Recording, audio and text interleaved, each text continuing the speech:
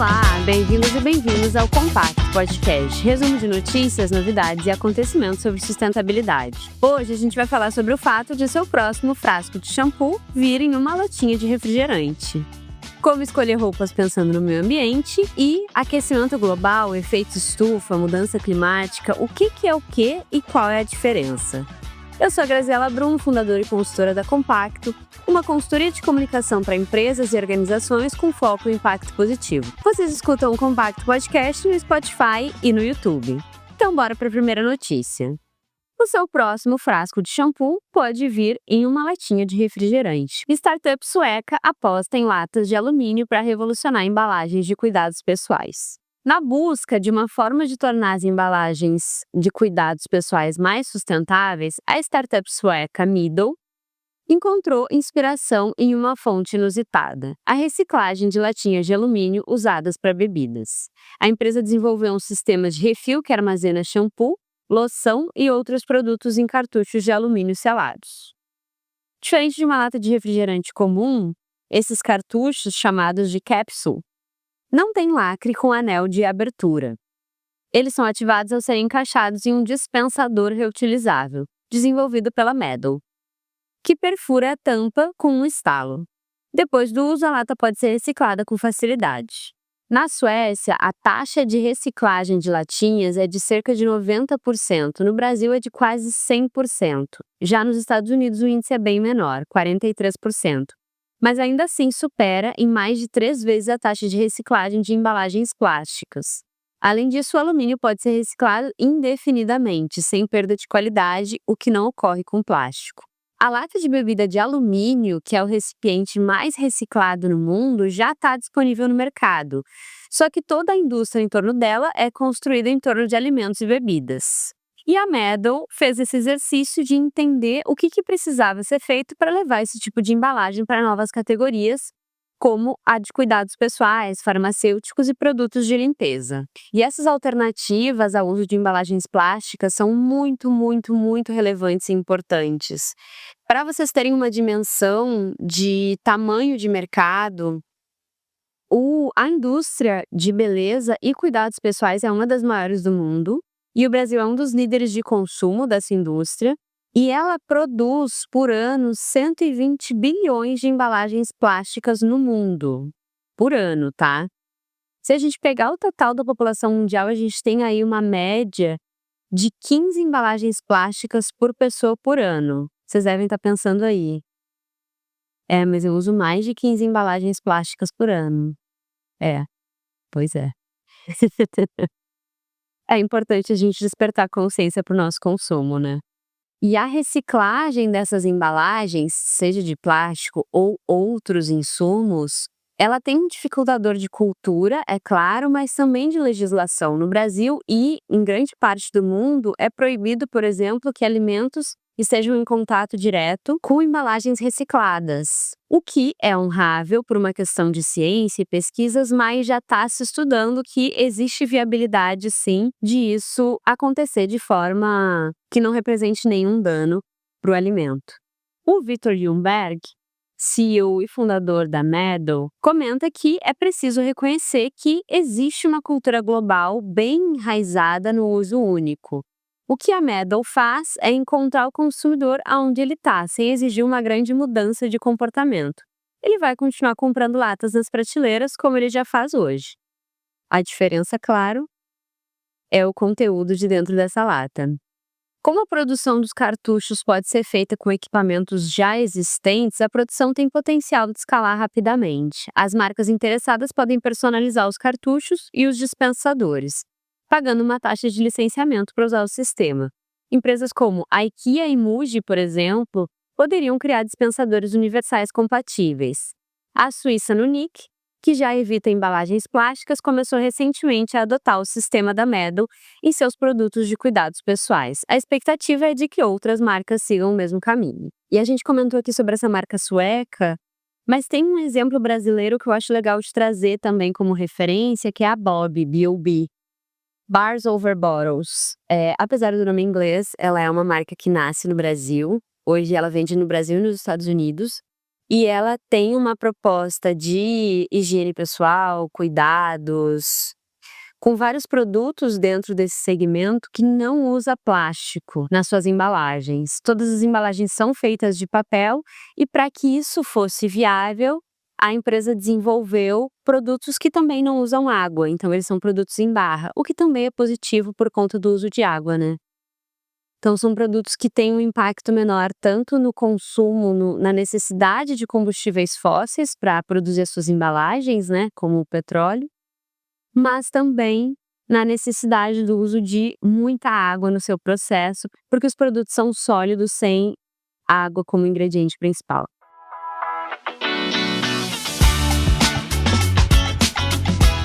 E indo para nossa próxima notícia, a gente tem como escolher a roupa pensando no meio ambiente.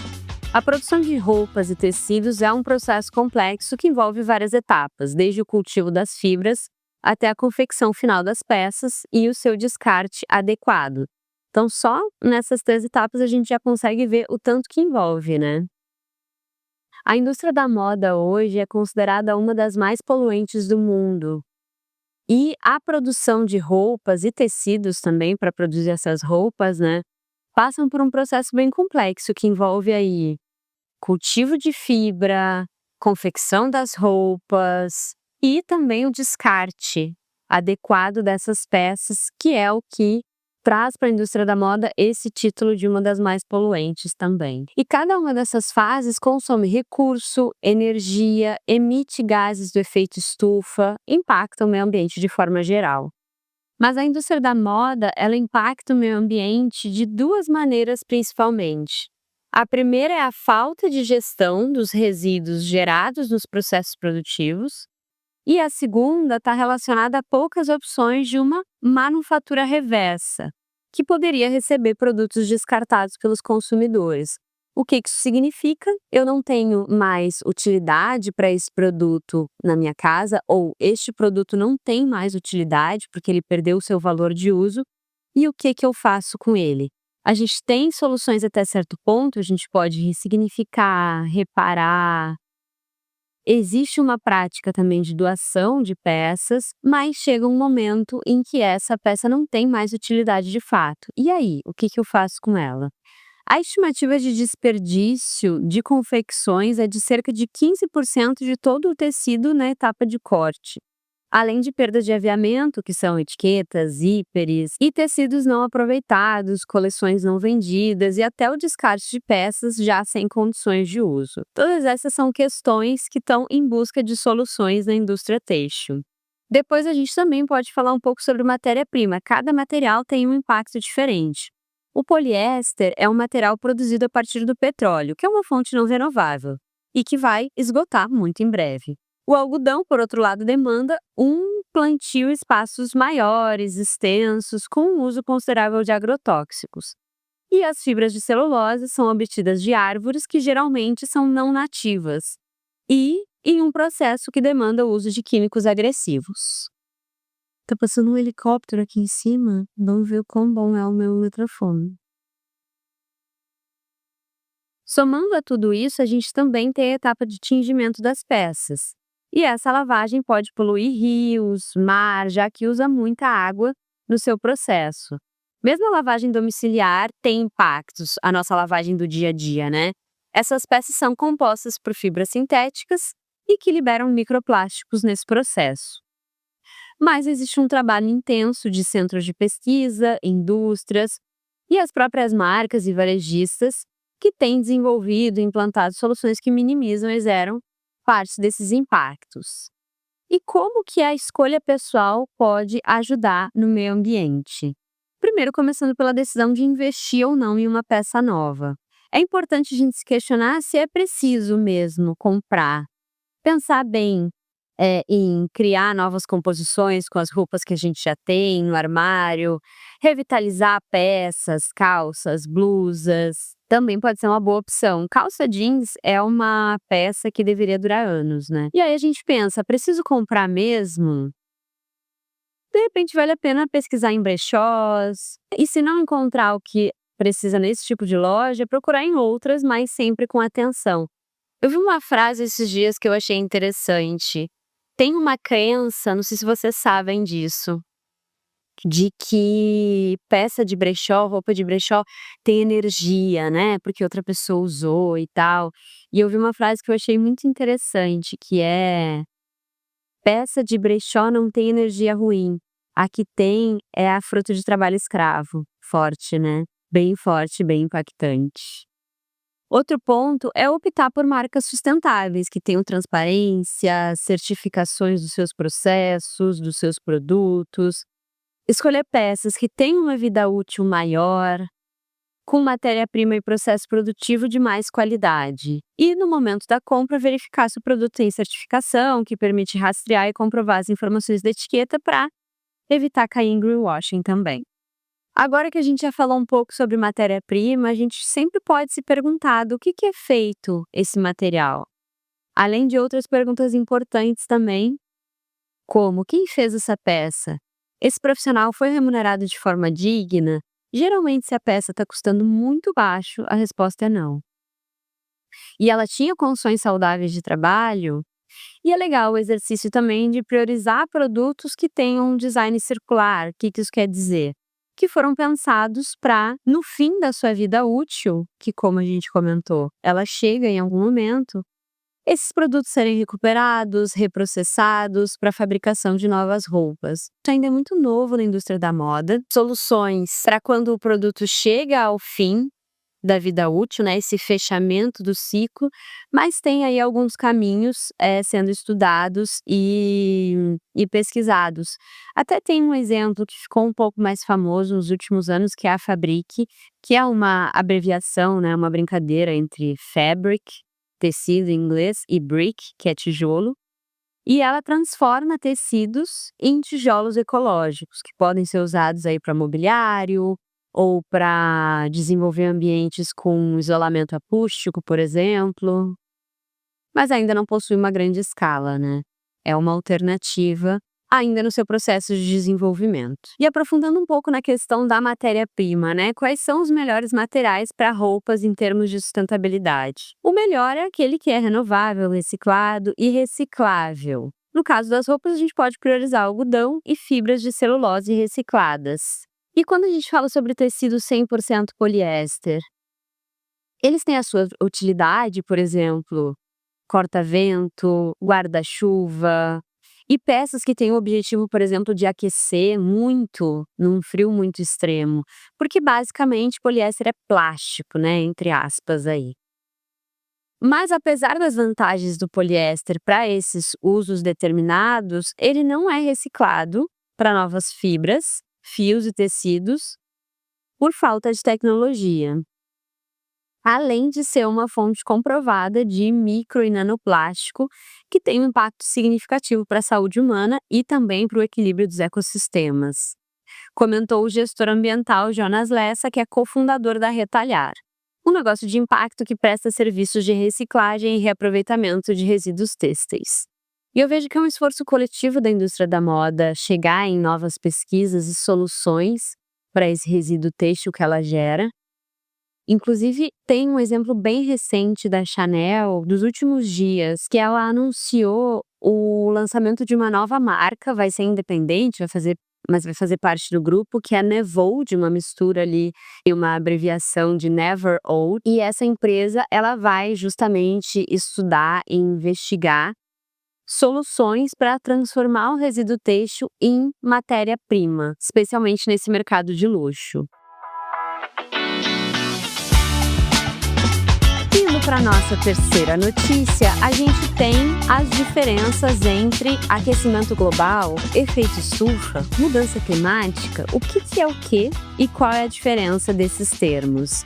Apesar de muitos usarem esses termos como sinônimos, eles têm significados diferentes. De maneira bem direta, o aquecimento global é o aumento das temperaturas médias do planeta, enquanto a mudança climática é o conjunto de alterações no clima provocados principalmente por esse aquecimento. Então, o primeiro é a causa e o segundo a consequência. Mas a gente vai destrinchar um pouco mais sobre isso e falar de efeito estufa também. Segundo o painel intergovernamental sobre mudanças climáticas, o IPCC, o aquecimento global corresponde ao aumento das temperaturas médias da superfície da Terra e dos oceanos. Ele é medido ao longo de pelo menos 30 anos, mas a ciência já investiga esse fenômeno há mais de um século. Os registros mais confiáveis de temperatura começaram em 1880, mas tem dados indiretos bem mais antigos. Por exemplo, agricultores e cientistas do século XVII já anotavam informações sobre clima e estações em diários. E esses registros, de forma surpreendente, são bastante precisos quando a gente compara com os dados modernos. Mas a gente também consegue investigar períodos mais distantes, através de cientistas que estudam o clima do passado, os paleoclimatologistas. Eles analisam, por exemplo, anéis de árvores, núcleos de gelo, camadas de sedimento e até fósseis de pólen. Incrível! A partir dessas pistas, eles conseguem reconstruir a história climática da Terra em detalhe impressionante. O planeta já passou por grandes variações climáticas causadas por fatores naturais, como erupções vulcânicas, impacto de asteroides e até mudanças cíclicas na órbita terrestre. Então, sim, é verdade, o clima está mudando o tempo inteiro, mas é a primeira vez que isso é provocado por uma espécie específica, nós, os seres humanos. E para corroborar com o que eu estou trazendo, a matéria segue falando que nenhuma dessas explicações dá conta da velocidade do aquecimento global atual. Nos últimos 50 anos, a temperatura média global subiu mais rápido do que em qualquer outro período conhecido. E a gente viu que isso está sendo rastreado há bastante tempo. Beleza, e o efeito estufa? Ele é vilão ou ele é aliado? O efeito estufa é um fenômeno natural e ele é fundamental para manter a vida na Terra. É ele que permite que nós e outras espécies estejamos aqui vivendo tranquilamente. Ele impede que todo o calor do Sol se disperse no espaço. O problema é quando essa quantidade de gases de efeito estufa aumenta demais e intensifica esse aquecimento.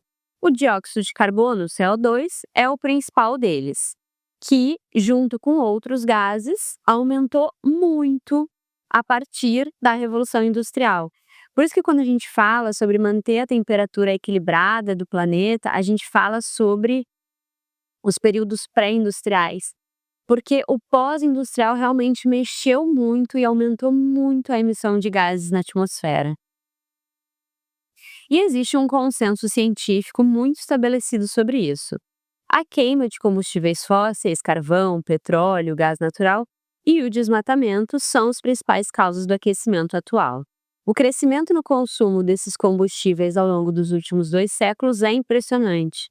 A queima de carvão, por exemplo, cresceu 100 vezes no século XIX e não parou mais. O uso de petróleo e gás natural também explodiu, acompanhando o desenvolvimento industrial. A gente vem falando e discutindo ao longo dos episódios sobre como o nosso consumo do dia a dia traz impactos, embalagens plásticas, roupa, tudo que a gente consome precisa desses recursos.